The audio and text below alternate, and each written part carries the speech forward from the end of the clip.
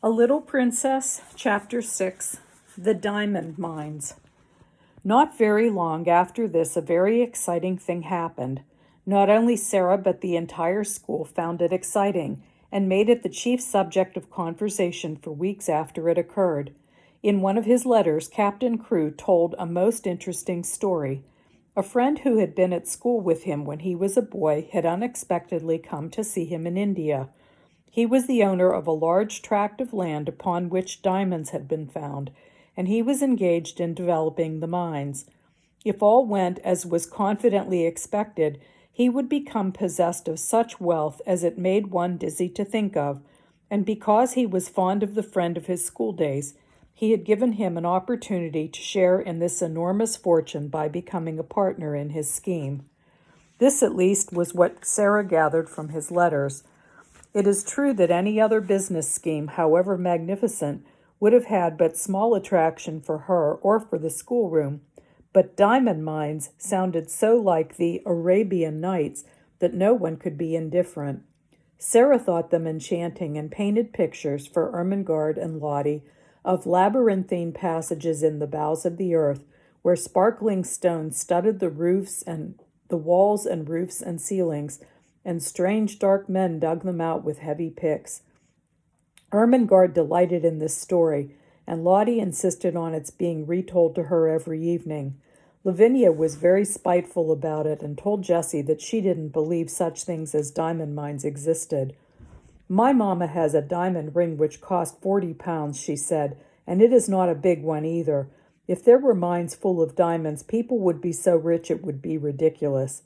"Perhaps Sara will be so rich that she will be ridiculous," giggled Jessie. "She is ridiculous without being rich," Lavinia sniffed. "I believe you hate her," said Jessie. "No, I don't," snapped Lavinia, "but I don't believe in mines full of diamonds." "Well, people have to get them from somewhere," said Jessie. "Lavinia," with a new giggle, "what do you think Gertrude says?" "I don't know, I'm sure, and I don't care if it's something more about that everlasting Sara. Well, it is. One of her pretends is that she is a princess.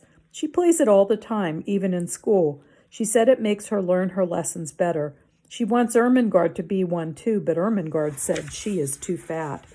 "She is too fat," said Lavinia, "and Sara is too thin." Naturally, Jessie giggled again. "She says it has nothing to do with what you look like or what you have. It has only to do with what you think of and what you do." "I suppose she thinks she could be a princess if she was a beggar," said Lavinia. "Let us begin to call her your Royal Highness." Lessons for the day were over, and they were sitting before the schoolroom fire, enjoying the time they liked best. It was the time when Miss Minchin and Miss Amelia were taking their tea to the sitting room sacred to themselves. At this hour a great deal of talking was done, and a great many secrets changed hands, particularly if the young pupils behaved themselves well and did not squabble or run around noisily, which it must be confessed they usually did. When they made an uproar, the older girls usually interfered with scoldings and shakes.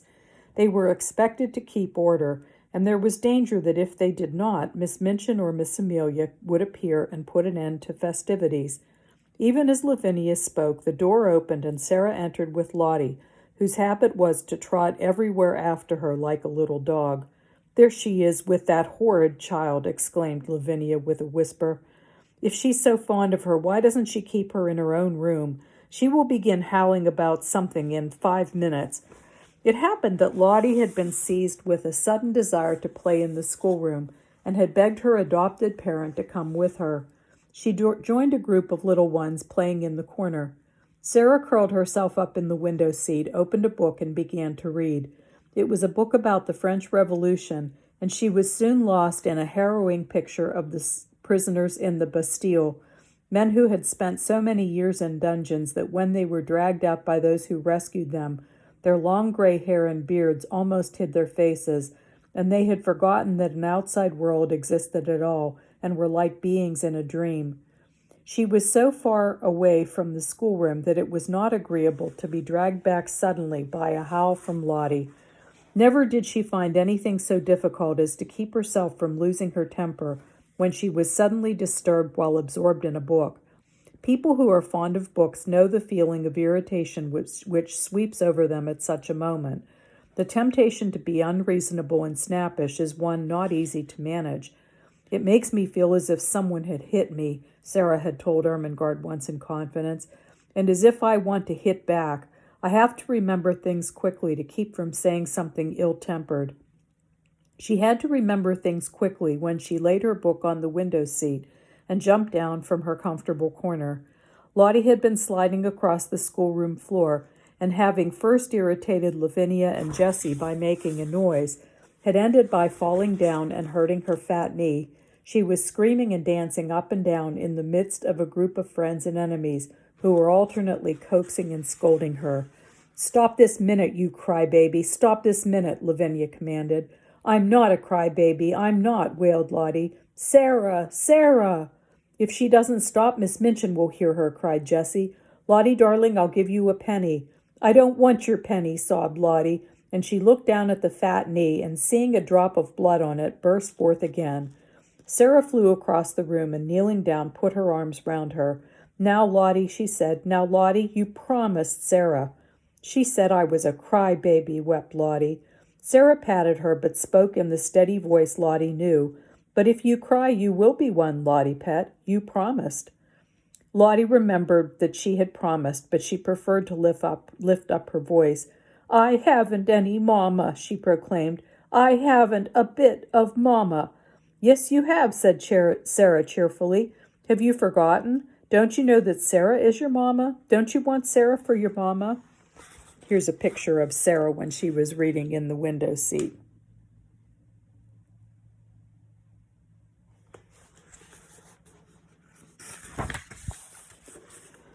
Lottie cuddled up to her with a consoled sniff. "Come and sit in the window seat with me," Sara went on, "and I'll whisper a story to you." "Will you?" whimpered Lottie. "Will you tell me about the diamond mines?"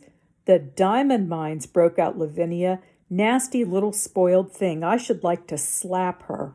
Sara got up quickly on her feet.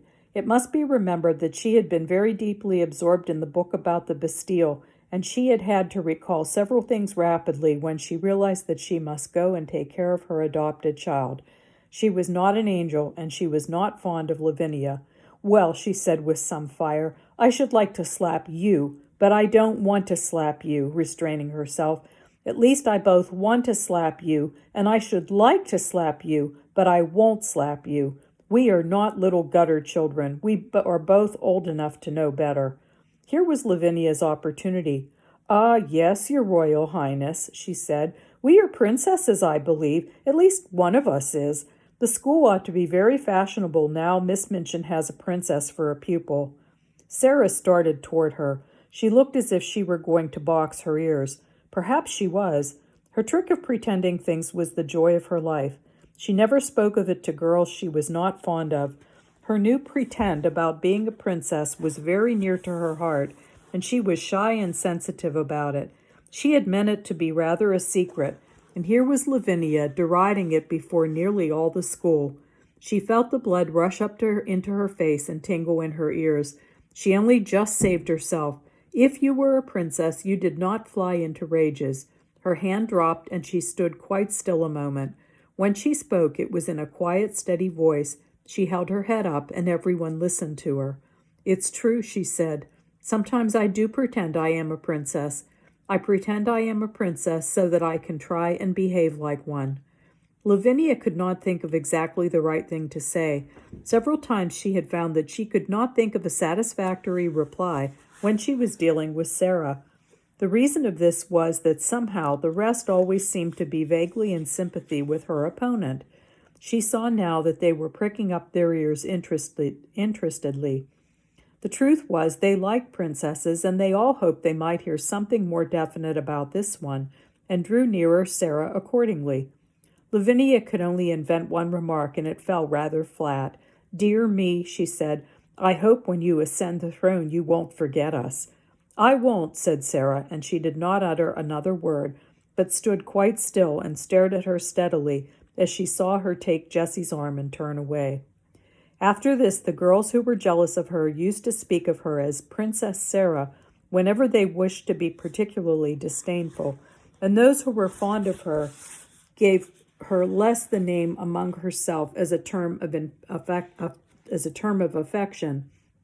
No one called her princess instead of Sara, but her adorers were much pleased with the picturesqueness and grandeur of the title, and Miss Minchin, hearing of it, mentioned it more than once to visiting parents, feeling that it rather suggested a sort of royal boarding school. To Becky it seemed the most appropriate thing in the world. The acquaintance begun on the foggy afternoon when she had jumped up terrified from her sleep in the comfortable chair had ripened and grown, though it must be confessed that Miss Minchin and Miss Amelia knew very little about it.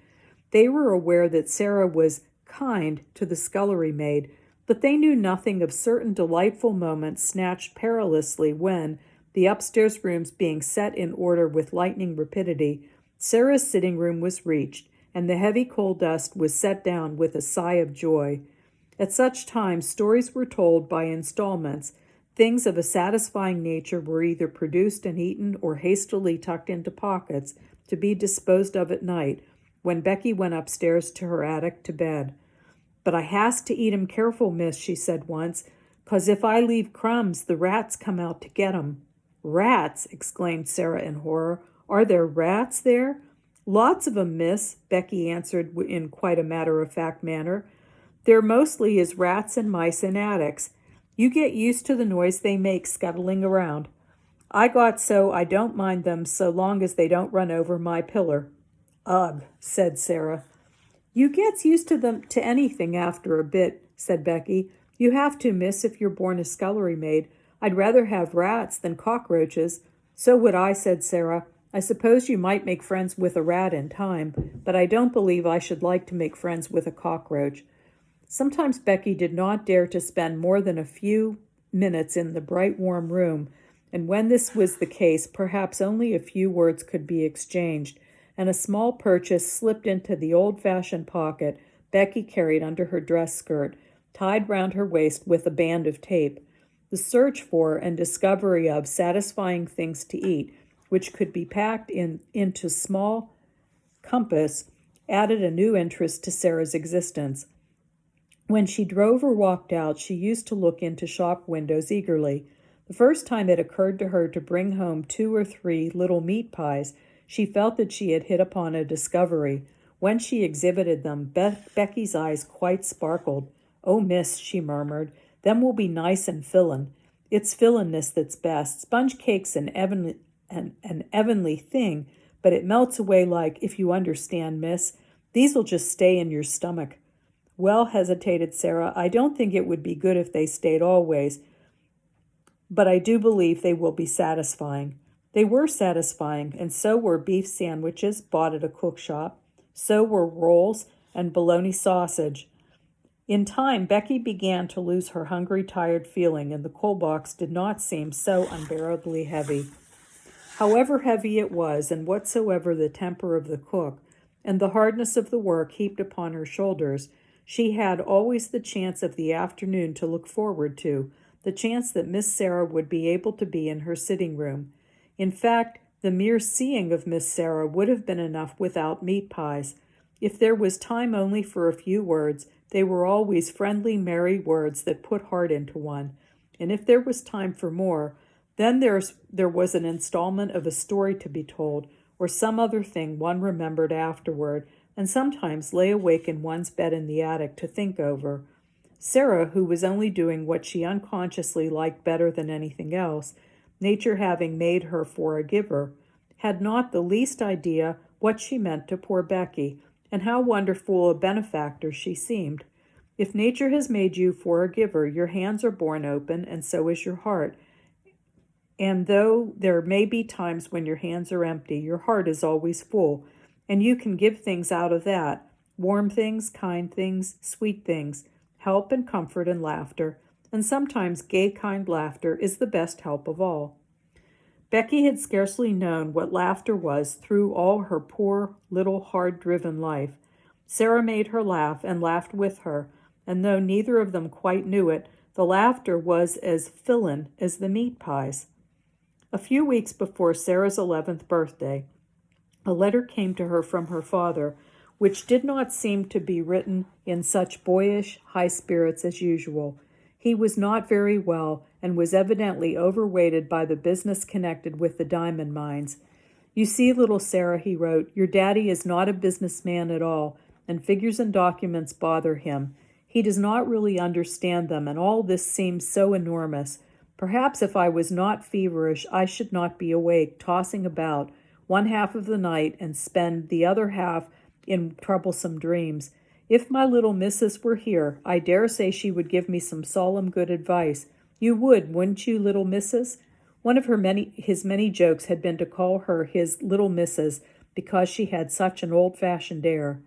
He had made wonderful preparations for her birthday. Among other things, a new doll had been ordered in Paris, and her wardrobe was to be indeed a marvel of splendid perfection. When she had replied to the letter asking her if the doll would be an acceptable present, Sara had been very quaint. "I am getting very old," she wrote. "You see, I shall never live to have another doll given me. This will be my last doll. There is something solemn about it. If I could write poetry, I am sure a poem about a last doll would be very nice. But I cannot write poetry. I have tried, and it made me laugh. It did not sound like Watts or Coleridge or Shakespeare at all. No one could ever take Emily's place, but I should respect the last doll very much, and I am sure the school would love it. They all like dolls, though some of the big ones, the almost 15 ones, pretend they are too grown up." Captain Crewe had a splitting headache when he read this letter in his bungalow in India.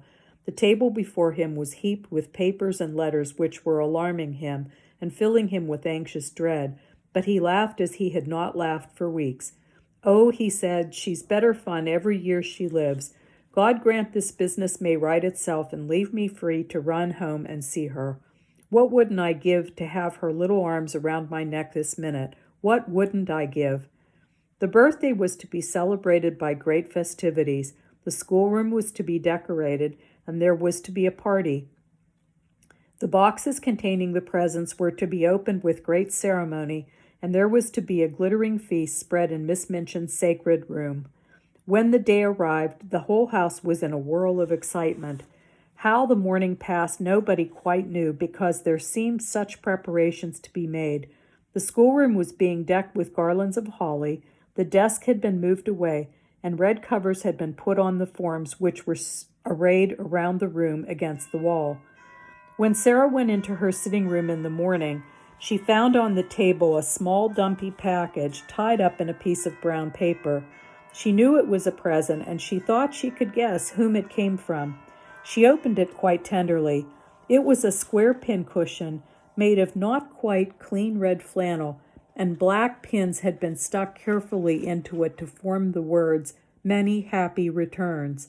"Oh," cried Sara, with a warm feeling in her heart, "what pains she has taken.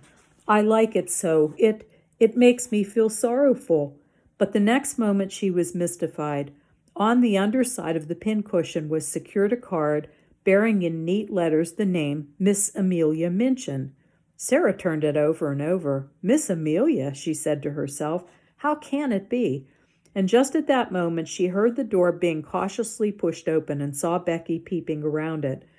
There was an affectionate, happy grin on her face, and she shuffled forward and stood nervously pulling at her fingers. "Do you like it, Miss Sara?" she said. "Do yer?" "Like it," said Sara. "You darling Becky, you made it all yourself." Becky gave a hysteric but joyful sniff, and her eyes looked quite moist with delight. "It ain't nothing but flannin, and the flannin ain't new, but I wanted to give yer something I made out of nights. I knew yer could pretend it was satin with diamond pins in it. I tried to when I was making it. The card, miss, rather doubtfully. 'Tweren't wrong of me to pick it up out of the dustbin, was it? Miss Melior had throwed it away. I hadn't no card of my own, so I knowed it wouldn't be a proper present if I didn't pin a card on, so I pinned Miss Melior's." Sara flew at her and hugged her. She could not have told herself or anyone else why there was a lump in her throat. "Oh, Becky," she cried out with a queer little laugh. "I love you, Becky. I do, I do." "Oh, miss," breathed Becky. "Thank yer, miss, kindly. It ain't good enough for that. The flannan wasn't new. And here's Becky and Sara in Sarah's room.